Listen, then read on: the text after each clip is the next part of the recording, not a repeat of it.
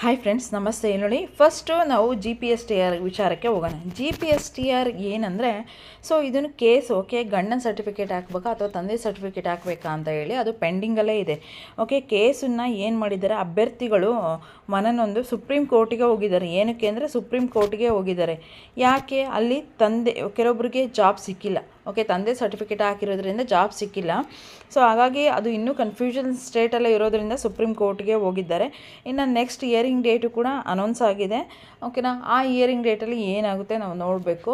Okay, ಆ earring ಡೇಟಲ್ಲಿ ಏನಾಗುತ್ತೆ supreme ಕೋರ್ಟಲ್ಲಿ, ತಂದೆದ ಅಥವಾ ಗಂಡಂದ, ತಂದೆದು ಹಾಕಿದರೂ ಕೂಡ ಜಾಬ್ ಸಿಗುತ್ತಾ ಏನು ಎತ್ತ. ಸೊ ಅಲ್ಲೇ ನಾವು ವೆಯ್ಟ್ ಮಾಡಿ ಜಡ್ಜ್ಮೆಂಟ್ಗೋಸ್ಕರ ವೆಯ್ಟ್ ಮಾಡಿ ನೋಡಬೇಕು. ಇನ್ನು ಅದು ಕ್ಲಿಯರ್ ಆಗಿಲ್ಲ ಅಂತಲೇ ಹೇಳ್ಬೋದು. ಇನ್ನು ಕೆ ಎಸ್ ಎಕ್ಸಾಮ್ ಆಗುತ್ತೋ ಇಲ್ವೋ ಡೌಟು. ಅದು ಕೂಡ ಧಾರವಾಡದಲ್ಲಿ ಕೇಸ್ ಹಾಕಿದ್ದಾರೆ. ಓಕೆ, ಧಾರವಾಡದಲ್ಲಿ ಕೇಸ್ ಹಾಕಿದ್ದಾರೆ. ಅದು ಕೂಡ ಕೇಸ್ ಪೆಂಡಿಂಗ್ ಇದೆ. ಓಕೆ, ಸ್ಟೇ ತಂದಿದ್ದಾರೆ ಅವರು. ಓಕೆನಾ, ಯಾವುದೇ ಸ್ಟೇ ತಂದಿದ್ದಾರೆ. ಯಾಕೆ? ಡಿಸೆಂಬರಲ್ಲಿ ಎಕ್ಸಾಮ್ ಇದೆ ಕೆ ಎಸ್. ಅದನ್ನು ಯಾವುದೇ ಕಾರಣಕ್ಕೂ ನಡೆಸಬಾರ್ದು ಅಂತ ಹೇಳಿ ಸ್ಟೇ ತಂದಿದ್ದಾರೆ. ಹಾಗಾಗಿ ಅದು ಕೂಡ ಎಕ್ಸಾಮು ನಡೆಯುತ್ತಾ ಇಲ್ಲ ಗೊತ್ತಿಲ್ಲ. ಇನ್ನು ನೆಕ್ಸ್ಟ್ ಬಂದುಬಿಟ್ಟು ಪ್ರಾಧ್ಯಾಪಕರದು. ಇಲ್ಲಿ ನೋಡಿ, ಡಿಗ್ರಿ ಕಾಲೇಜ್ಗೆ ಏನು ಕಾಲ್ ಮಾಡಿದ್ರು. ಸೊ ಡಿಗ್ರಿ ಕಾಲೇಜಿಗೆ ಸಹಾಯಕ ಪ್ರಾಧ್ಯಾಪಕರ ಹುದ್ದೆಗೆ ಖಾಲಿ ಮಾಡಿದರು. ಕಾಲ್ಫಾರ್ಮ್ ಮಾಡಿದರು. ಅದರಲ್ಲಿ ಆಯ್ಕೆ ಆಗಿರ್ತಕ್ಕಂಥ ಅಭ್ಯರ್ಥಿಗಳಿಗೆ ಇದು ಅಂತಲೇ ಹೇಳ್ಬೋದು. ಆಯ್ಕೆ ಆಗಿರ್ತಕ್ಕಂಥ ಅಭ್ಯರ್ಥಿಗಳಿಗೆ ಕೌನ್ಸ್ಲಿಂಗ್ನ ಸ್ಟಾರ್ಟ್ ಮಾಡ್ತಾರೆ. ಹೆಂಗೆ ಅಂದರೆ ಆನ್ಲೈನ್ ಮೂಲಕನೇ ಕೌನ್ಸ್ಲಿಂಗ್ ಇರುತ್ತೆ. ಅಲ್ಲಿ ನೀವು ಸ್ಥಳವನ್ನು ಆಯ್ಕೆ ಮಾಡ್ಕೋಬೋದು, ಕಾಲೇಜನ್ನು ಕೂಡ ಆಯ್ಕೆ ಮಾಡ್ಕೋಬೋದು. ಎರಡೂ ಆಪ್ಷನ್ ಕೂಡ ಇರುತ್ತೆ.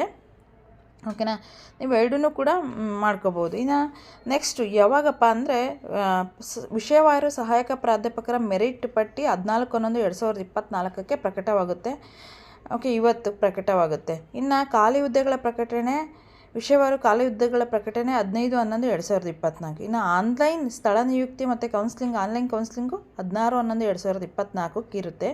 ಇನ್ನು ನೆಕ್ಸ್ಟ್ ಕೊಟ್ಟಿದ್ದಾರೆ, ಖಾಲಿ ಹುದ್ದೆಗಳ ಪ್ರಕಟಣೆ ತಾತ್ಕಾಲಿಕವಾಗಿರುತ್ತಂತೆ. ಪ್ರಾಂಶುಪಾಲರು ಸಲ್ಲಿಸುವ ಕಾರ್ಯಭಾರಕ್ಕೆ ಅನುಗುಣವಾಗಿ ಖಾಲಿ ಹುದ್ದೆಗಳ ಸಂಖ್ಯೆ ಬದಲಾವಣೆಯಾಗುವ ಸಾಧ್ಯತೆಗಳು ಕೂಡ ಇರುತ್ತೆ.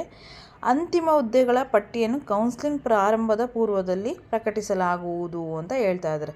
ಸೊ ಇದಿಷ್ಟು ಕೂಡ ಇವತ್ತಿನ ಮಾಹಿತಿಯಾಗಿರುತ್ತೆ. ನಮ್ಮ ಚಾನಲ್ಗೆ ಸಬ್ಸ್ಕ್ರೈಬ್ ಮಾಡೋದನ್ನು ಮರಿಬೇಡಿ. ಓಕೆ, ಈ ಕೌನ್ಸ್ಲಿಂಗ್ ಹೋಗೋರು ಯಾರೆಲ್ಲ ಡಿಗ್ರಿ ಕಾಲೇಜ್ ಕೌನ್ಸ್ಲಿಂಗ್ ಹೋಗ್ತೀರಾ, ಇದನ್ನು ಸ್ಕ್ರೀನ್ಶಾಟ್ ತೆಗೆದು ನೀಟಾಗಿ ಓದ್ಕೋಬೇಕು.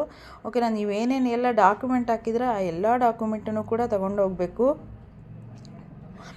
ಇನ್ನು ಪ್ರತಿಯೊಂದು ಡಾಕ್ಯುಮೆಂಟನ್ನು ಕೂಡ ತಗೊಂಡು ಹೋಗಬೇಕು. ಇದನ್ನು ಸ್ಕ್ರೀನ್ಶಾಟ್ ತೆಗೆದು ನೀಟಾಗಿ ಚೆನ್ನಾಗಿ ಓದ್ಕೊಂಡು ತದನಂತರ ನೀವೇನು ಮಾಡಿ ಹೋಗ್ರಿ ಅಂತ, ಎಲ್ಲಿಗ ಕೌನ್ಸ್ಲಿಂಗ್ಗೆ ಅಟೆಂಡ್ ಆಗಿ ಅಂತ ಹೇಳ್ತಾ ಈ ವಿಡಿಯೋನ ಮುಗಿಸ್ತಾ ಇದ್ದೀನಿ. ಅದಕ್ಕಿಂತ ಮುಂಚೆ ನಮ್ಮ ಚಾನಲ್ಗೆ ಸಬ್ಸ್ಕ್ರೈಬ್ ಆಗಿ ಇದೇ ರೀತಿ ಸಪೋರ್ಟ್ ಮಾಡಿ. Thanks for watching. ಬೈ.